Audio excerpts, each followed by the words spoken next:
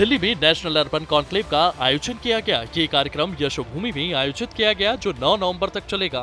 National institute of urban affairs के नेतृत्व में आवास एवं शहरी कार्य मंत्रालय ने इस कार्यक्रम का आयोजन किया। केंद्रीय आवास एवं शहरी कार्य मंत्री मनोहर लाल ने शनिवार सुबह यशोभूमि में दीप प्रज्वलित कर कार्यक्रम का शुभारंभ किया। इस कार्यक्रम का विषय सस्टेनेबल अर्बन डेवलपमेंट एवं गवर्नेंस रखा गया है। ये कॉन्क्लेव शहरीकरण की प्रमुख चुनौती यानी भारत में तेजी से बढ़ती शहरी आबादी से जुड़ी समस्याओं को लेकर के आयोजित किया गया है। कई देशों के उच्चायुक्त भी इस कार्यक्रम में शिरकत करते हुए नजर आए हैं। इस कार्यक्रम के दौरान केंद्रीय लोक निर्माण विभाग के साथ कई महत्वपूर्ण MOUs भी साइन किए गए हैं। ये MOU शहरी विकास परियोजना को तेज करने के लिए हैं, जिसमें sustainable infrastructure development, smart city projects में सहयोग के साथ साथ जल संरक्षण और हरित भवनों के निर्माण पर फोकस है। मोबिलिटी के नाते से कोई एक विषय नहीं है, बहुत विषय हैं जिस पर चर्चा हम कर रहे हैं। बसेस का जहां तक विषय है, ई बसेस, PM ई बस सेवा 10,000 बसेस के लिए हमने जो अभी एक प्रयोग शुरू किया, प्रयोग क्या माने कार्यक्रम है और सभी स्टेट्स को बसें दी जा रही हैं। उसमें से 9,360 बसें इस 10,000 में से जो सैंक्शन हो गई हैं। 600 साढ़े 600 बसें हैं, जो भी स्टेट डिमांड करेगा उनको पूरा करेंगे। और इसके ऊपर भी हमने 1,000 करोड़ रुपए से ज्यादा इसके ऊपर खर्च किया है। इस पर सब्सिडी भी देते हैं। तो ऐसी ई बसेस का भी प्रयोग हम कर रहे हैं।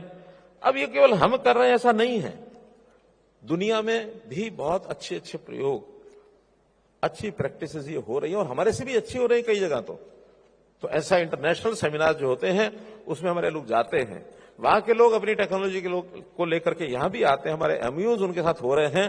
तो नई कंसेप्ट कैसे कैसे हम उनसे सीख सकें और अपनी बातें हम उनको कैसे बता सकें, इसके लिए भी बहुत सा बड़ा कार्यक्रम है। जैसे अभी डेनमार्क, नॉर्वे, स्कॉटलैंड, सिंगापुर, इन जैसे देशों में loop metro design, Copenhagen city ring जिन, Oslo ring line, Glasgow Subway,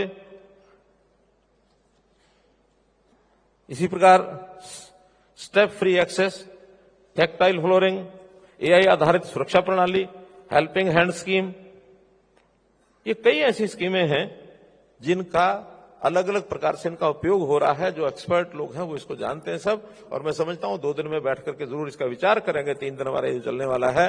ऐसी नई स्कीमें हमारे यहाँ कौन सी लागू हो सकती हैं, इसका जरूर विचार करें।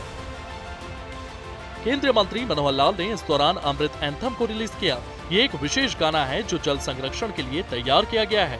ये Atal mission for rejuvenation and urban transformation 2.0 mission का हिस्सा है जो शहरी जल प्रबंध पर केंद्रित है। अमृत एंथम जल संकट से निपटने, वर्षा जल संचयन, रिसाइकलिंग और पुनः उपयोग को प्रोत्साहित करने के लिए है। ये जल ही अमृत योजना से जुड़ा हुआ है जो मंत्रालय के पहले 100 दिन में लॉन्च हुई थी। घोषणाएं ऐसी हैं जिसमें से एक नई कंपनी जिसका नाम होगा DMIL अर्थात दिल्ली मेट्रो इंटरनेशनल लिमिटेड। ये कंपनी, वैसे तो DMRC भी कुछ और देशों में अभी टेंडर लिए हैं, काम वो चला रहे हैं, लेकिन ये कंपनी विशेष तौर पर इंटरनेशनल लेवल पर बनाई गई है कि भारत के अलावा बाहर के देशों में भी यदि हमको वहां के यानी कंसल्टेशन के लिए, वहां की टर्न की परियोजनाओं के लिए, प्रबंध सेवाओं के लिए, रख रखाव, संचालन, सब के लिए अगर कोई MOU होता है, कोई एग्रीमेंट होता है, तो ये कंपनी विदेशों में जाकर के और काम करेगी। और जितने भी अभी तक अनुभव हैं DMRC के, उन सब अनुभवों का साझा करके और वहां प्रयोग करेंगे, इसलिए कंपनी बनाई गई है। एक दूसरी कंपनी है जिसको कहा हमने MRTS, जो अभी बताया कि हमारा जो मास रैपिड ट्रांजिट सिस्टम है, यानी जितना भी एक DMRC की सहायक कंपनी होगी कि जितने भी ट्रांजिट सिस्टम है हमारे, उन सबका एक नोडल संगठन ये रहेगा, ताकि इसमें भी उसी प्रकार की योजनाएं हैं, उनका कोऑर्डिनेशन है, उनका प्रबंधन है, बहुआ का, ये सारा उसके माध्यम से बनेगा। तो एक नई कंपनी, ये भी विचाराधीन, क्या इसका फाइनल एक प्रकार से घोषणा है कि ये कंपनी जल्दी जो है, इससे आपस में पारस्परिक जो निर्भरता है, एक दूसरे का जो लिंकेज है, जुड़ाव है, वो भी सब मेट्रोज का होगा। योजनाएं अच्छी बनेगी, स्वदेशीकरण को बढ़ावा मिलेगा और सुरक्षा की जितनी भी प्रमाणित योजनाएं हैं, व्यवस्थाएं, स्कीम्स हैं, उन सबको भी ये फाइनल करेंगे कि आखिर इतने बड़े मेट्रो में सुरक्षा एक बहुत बड़ा पहलू होता है। कई देशों के उच्चायुक्त कार्यक्रम में शिरकत करते हुए नजर आए हैं, जो अंतर्राष्ट्रीय सहयोग पर जोर देता है। कॉन्क्लेव में 30 से ज्यादा देशों के प्रतिनिधि, शहरी विकास मंत्री, मेयर और विशेषज्ञ भाग ले रहे हैं। बता दें कि हरियाणा में पहले से अमृत सरोवर मिशन चल रहा है, जहां 8000 से ज्यादा तालाबों का सुधार किया गया है। ये एंथम जन जागरूकता बढ़ाने के लिए है, क्योंकि भारत में शहरी जल मांग सप्लाई गैप 49% तक कम करने का लक्ष्य रखा गया है। कुल मिलाकर कॉन्क्लेव में 150 से ज्यादा तकनीकी पेपर्स, 150 प्रदर्शक कंपनियां और कोऑपरेटिव फेडरलिज्म पर जोर दिया गया है। यह कार्यक्रम भारत की शहरी क्रांति को गति देने का एक महत्वपूर्ण कदम है।